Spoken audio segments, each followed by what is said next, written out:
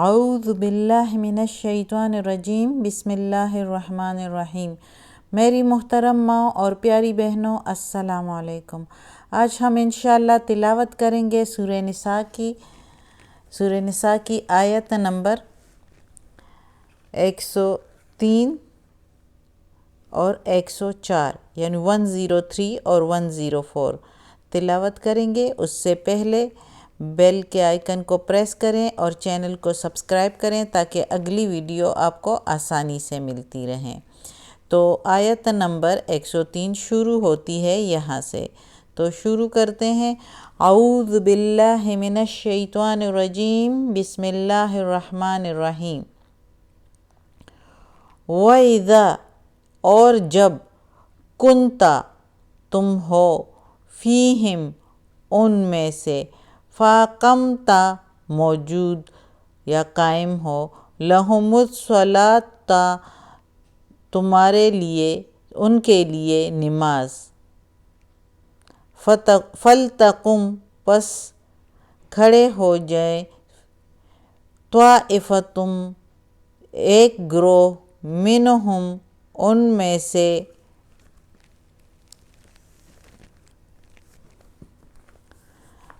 مَعَکَ، ساتھ تیرے، مع، ساتھ، کا، تیرے، وَلْيَأْخُذُوا، اور پکڑے، أَسْلِحَتَهُمْ، اسلحہ ان کا، یعنی اپنا اسلحہ پکڑے۔ فَإِذَا، پھر جب، سَجَدُوا، سجدہ کریں، فَلْيَكُونُوا، پس ہٹ جائے وہ، پرے ہو جائے وہ، مِنْ وَرَائِكُمْ، تیرے پیچھے سے، من سے، ورائے پیچھے، کم تمہارے، یعنی محمد صلی اللہ علیہ وسلم کے پیچھے سے وہ ہٹ جائے۔ وَلْتَأْتِ، اور آئے، طَائِفَةٌ، گروہ، اخری، دوسرا گروہ، لم یصلوا، نہیں پڑھی جس نے نماز،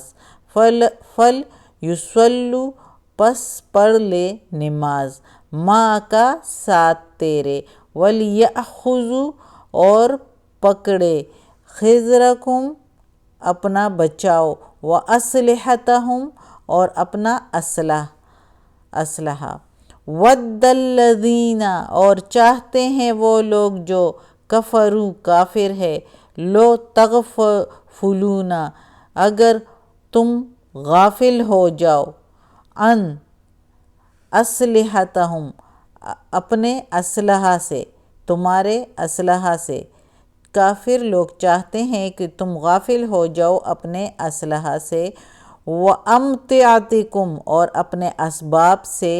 فَيَمِيلُوا، پس حملہ کرے، عَلَيْكُمْ، اوپر تمہارے، میلۃ واحدہ، یکبارگی کا حملہ یکبارگی کا، ایک ہی بار میں حملہ کرے، ولا، اور نہیں، جناح، گناہ، علیکم، اوپر تمہارے، ان کانا، یہ کہ ہو، بکم، ساتھ تیرے، اذن، تکلیف، اگر ہو تم کسی تکلیف میں، من مطر، بارش سے، او کنتم مرضی، یا ہو تم مریض یعنی بیمار، ان تدعوا، تو اتار رکھو، اسلحتکم، اپنا اسلحہ، وخذوا، اور پکڑو، حذرکم، اپنا بچاؤ، یعنی پھر بھی اپنا بچاؤ ساتھ رکھو، یعنی جو ذرہ وغیرہ ہوتے ہیں وہ اپنے اوپر سے نہ ہٹاؤ۔ ان اللہ، بے شک اللہ تعالیٰ نے، اعد، تیار کیا ہوا ہے، للکافرین، کافروں کے لیے، عذاباً، عذاب، مہینہ، ذلت والا عذاب، بے شک اللہ تعالیٰ نے تیار کر رکھا ہے کافروں کے لیے ذلت کا عذاب،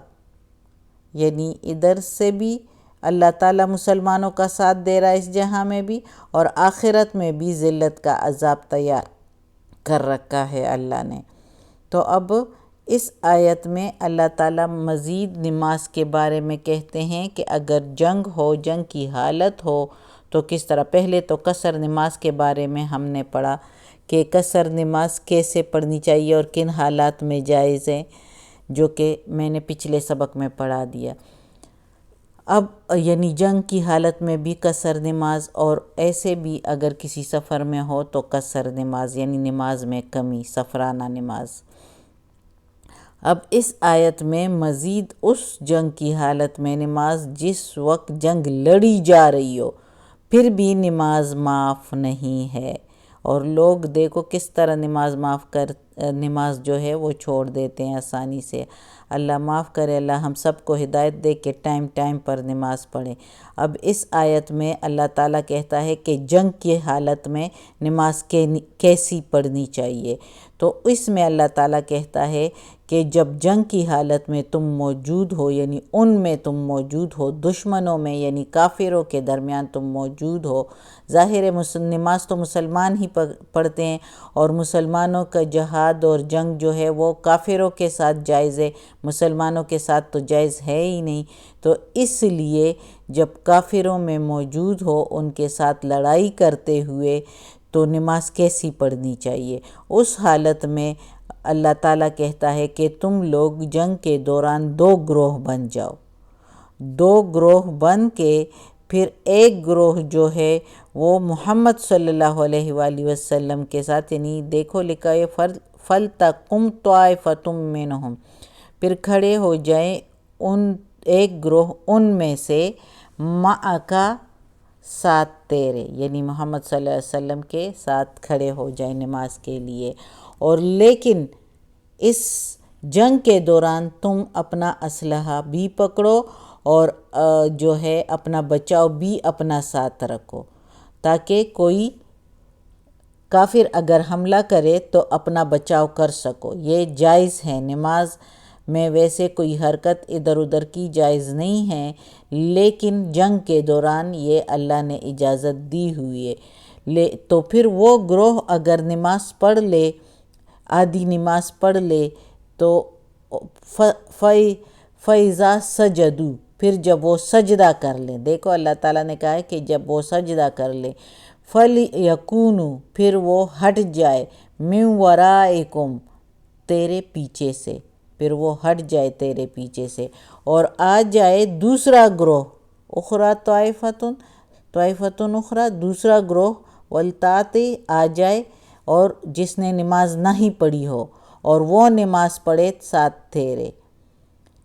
اور وہ بھی اسلحہ بھی پکڑے اور اپنا بچاؤ بھی پکڑے، کیونکہ کافر چاہتے ہیں کہ تم اپنے اسلحے سے غافل ہو جاؤ اور ایک بار ہی وہ حملہ کریں. تو اس طرح وہ تو پھر نماز میں ایک بار ہی حملہ کر دیں گے اور وہ تو نقصان ہوگا پھر مسلمانوں کے لیے. تو اللہ تعالیٰ نے سب کچھ اس قرآن میں لکھا ہے کہ کیسے کرنا چاہیے. یعنی 2 گروہوں میں جو ہے بٹ جائیں. ایک گروہ جو ہے وہ محمد صلی اللہ علیہ وسلم کے پیچھے نماز آدھی پڑھ لیں، جب وہ سجدہ کر لیں تو وہ ہٹ جائیں، جیسے کہ اگر وہ مغرب کی نماز ہو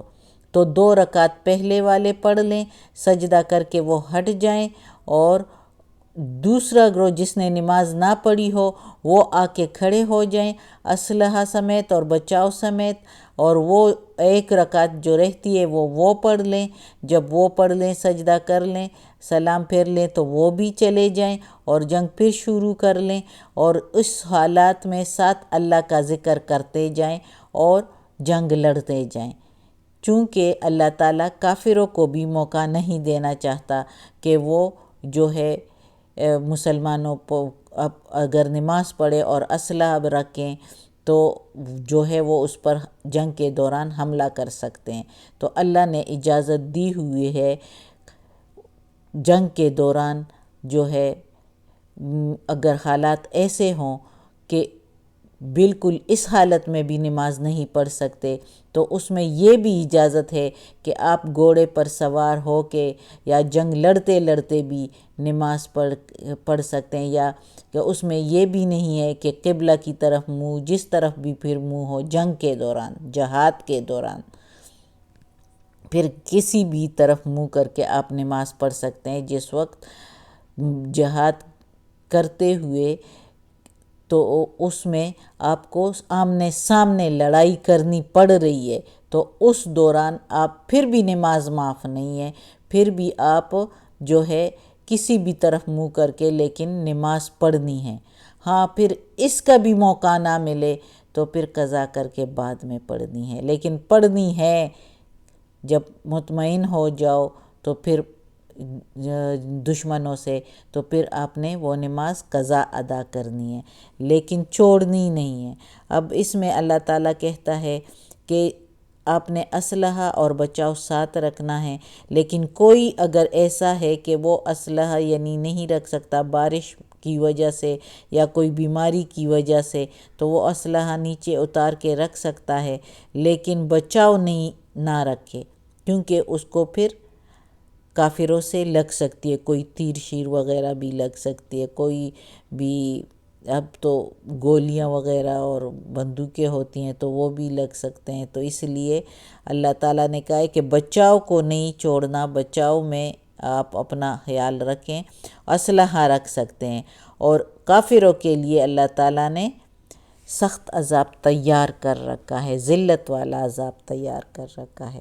آج کا سبق ختم ہوتا ہے، اگلی آیت ہم نہیں پڑھ سکے، وہ انشاءاللہ اللہ زندگی دے صحت و سلامتی کے ساتھ تو پھر پڑھ لیں گے۔ یا اللہ، یا پروردگار، یہ قرآن مجید کا ترجمہ ہمیں مکمل کرنے کی توفیق دے، اس پر عمل کرنے کی توفیق دے۔ یا اللہ،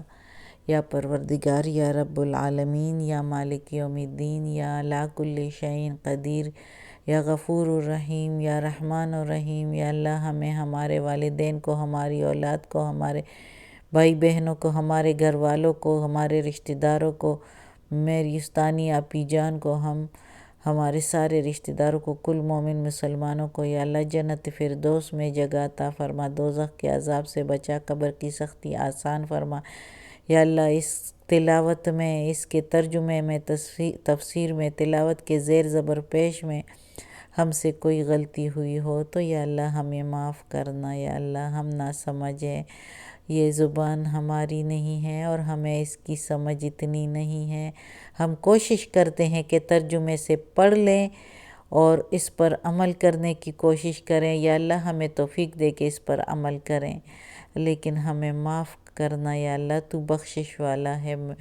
بخشش والا مہربان ہے، رحم کرنے والا ہے۔ یا اللہ